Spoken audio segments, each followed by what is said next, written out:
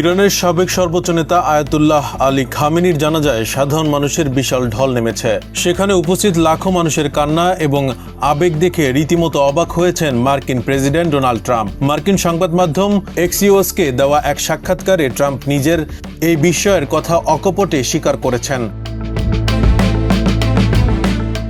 সাংবাদিক বারাক রাভিদকে দেওয়া টেলিফোন সাক্ষাৎকারে ট্রাম্প বলেন, তিনি সব সময় ভেবেছিলেন ইরানের সাধারণ মানুষ তাদের সর্বোচ্চ নেতাকে ঘৃণা করে, কিন্তু বাস্তবে মানুষের এই বিপুল ভালোবাসা দেখে তিনি পুরোপুরি হতবাক। ট্রাম্প আরও দাবি করেন, জানাজায় উপস্থিত সবাইকে এক নিমিষে নির্মূল করার সামরিক সক্ষমতা থাকা সত্ত্বেও কূটনৈতিক আলোচনার পথ খোলা রাখতে তিনি ইচ্ছে করেই তা করেননি। একই সঙ্গে খামেনির জানাজা শেষ না হওয়া পর্যন্ত দুই দেশ সামরিক হামলা স্থগিত রাখার সিদ্ধান্ত নিয়েছে।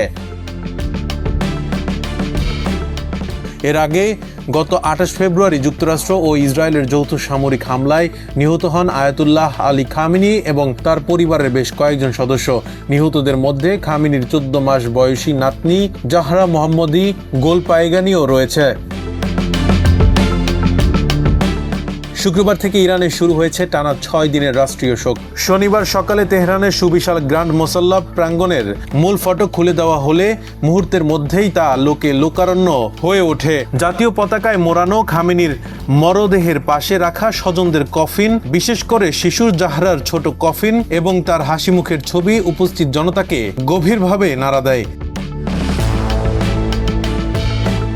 আন্তর্জাতিক বার্তা সংস্থা এএফপির তথ্য অনুযায়ী সমবেত জনতার হাতে ছিল চরম প্রতিশোধের প্রতীক, শিয়া সংস্কৃতির ঐতিহ্যবাহী লাল রঙের পতাকা। ইরান ও ইরাকের বিভিন্ন অঞ্চলে পর্যায়ক্রমে এই শীর্ষ নেতার কফিন নিয়ে যাওয়া হবে এবং টানা 6 দিন ধরে চলবে অন্ত্যেষ্টিক্রিয়া কর্মসূচি।